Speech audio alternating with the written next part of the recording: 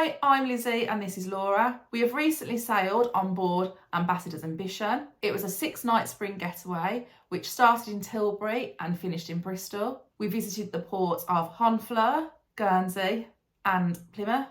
If this is the first time that you've seen one of our videos, please do consider subscribing to our channel. We release a new cruise or travel related video every single week, so there's plenty on there for you to enjoy.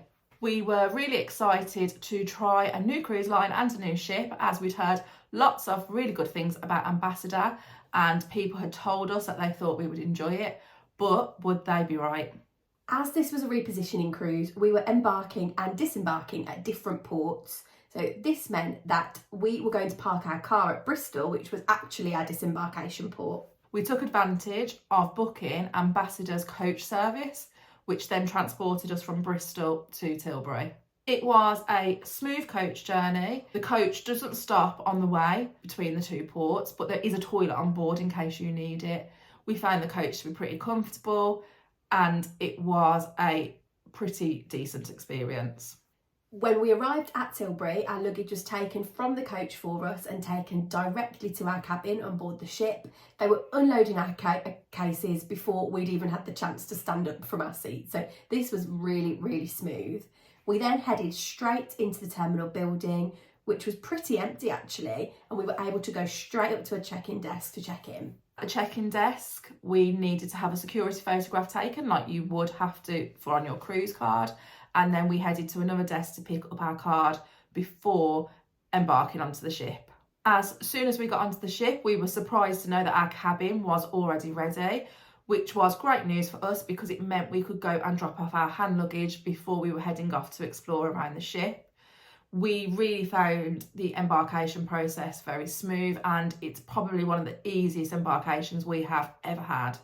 It was then quite quickly time for muster, which is done in quite a traditional and what we would probably call an old-fashioned way on board Ambassador ships.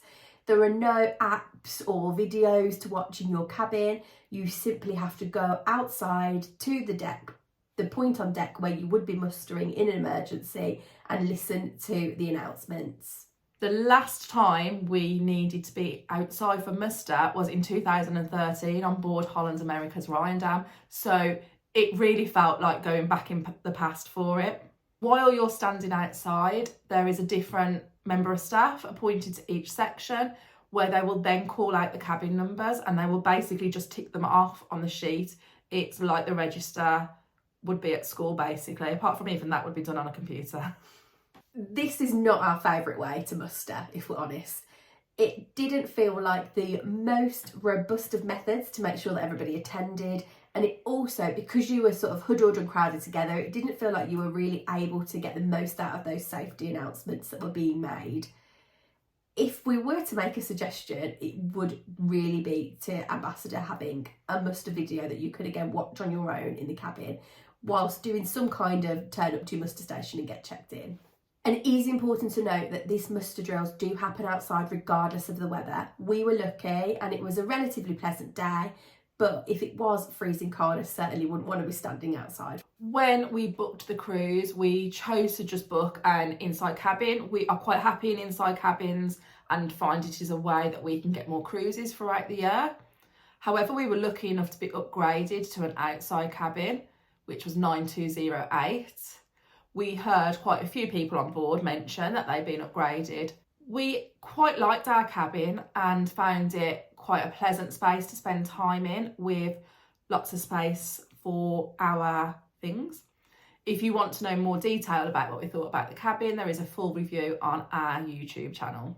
Whilst on board, we did also have the opportunity to look in some different cabin types. We saw an inside cabin, a suite and a premium suite, and we were impressed with the accommodation in all of those cabins. We do talk about those in our day 5 video, so do feel free to pop over there and have a look at them. Ambition started sailing in 1999, so she isn't the newest of ships. However, she is in excellent condition. In 2019, Ambition had a massive refit as she was transferred from Costa to Aida. There are some really interesting remnants around the ship of the fact that she was a German ship for a while, even though she never actually sailed with them. Ambassador are really lucky with the fact that the refit had already been done for them.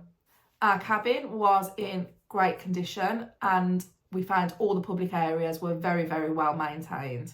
We found the atmosphere on board this ship to be really varied, to be honest with you.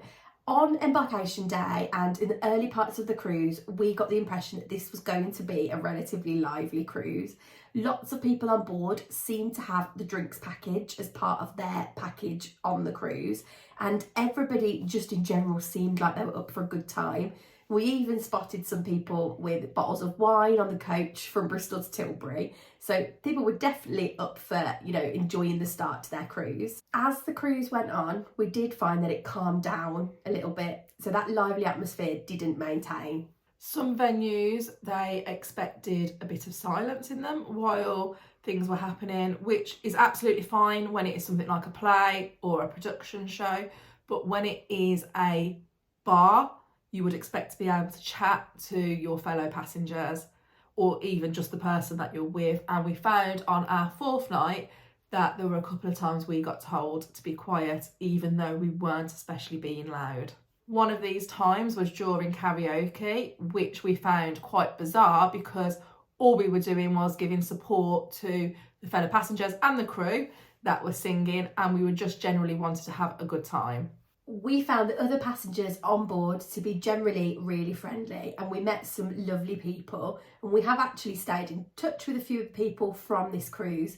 You do tend to find that on a smaller ship, such as the size of Ambition, that you see the same people over and over, so you do get to know people quite well. Ambassador claimed to have the friendliest welcome at sea, and we cannot disagree with this.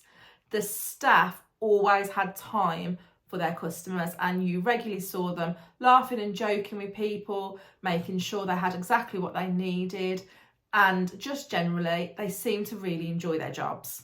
There were occasions as well where staff members could remember our drinks orders from previous nights or previous times that they had helped us, and we always think that's amazing on a cruise ship when they must have done so many different orders throughout the day. We heard really good things about Ambassador's food before we embarked on the ship. To be honest, we found it a bit hit and miss. Some of the food we really enjoyed, whereas other food we didn't. If we're being really honest about what we ate on board, we can only describe a lot of the food we were served as mushy.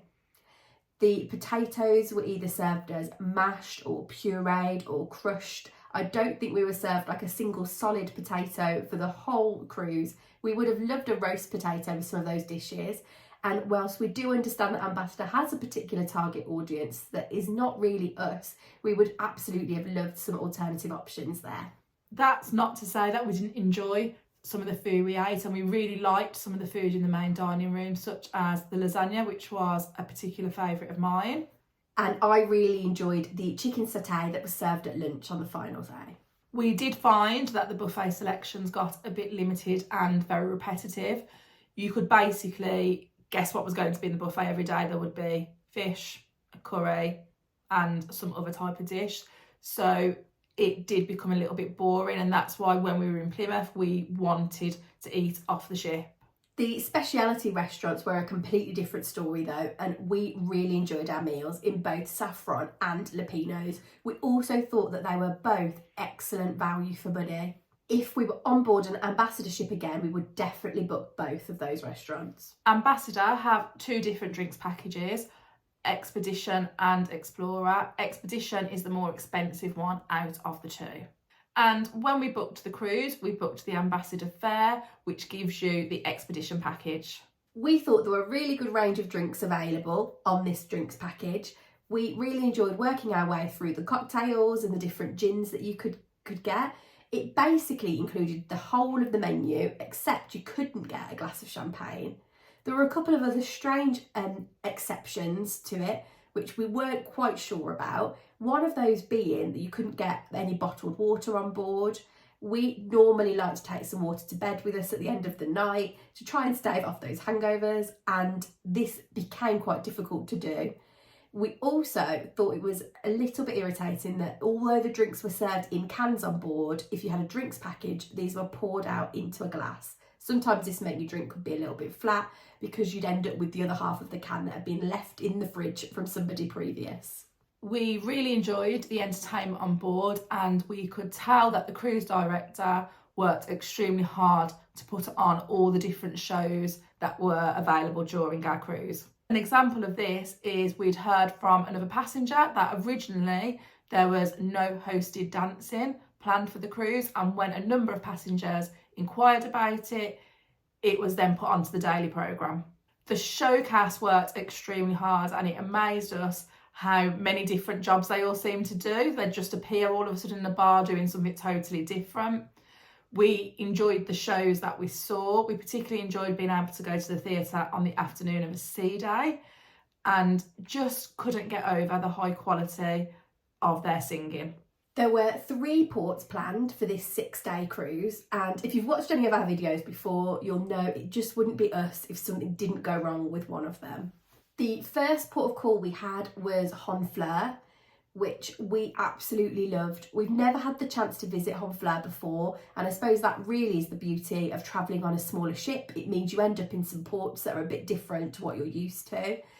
Honfleur is a very pretty medieval town, and the other thing to note about it is there's plenty of different places that you can access from Honfleur, so we absolutely wouldn't hesitate to go back there again. Our second port was St. Peter's Port in Guernsey, and as we have been there a number of times before, we know that there are often problems tendering to the port. In fact, when we booked it, we even joked about the fact that we probably wouldn't make it there because we haven't managed to make it there on the last couple of cruises.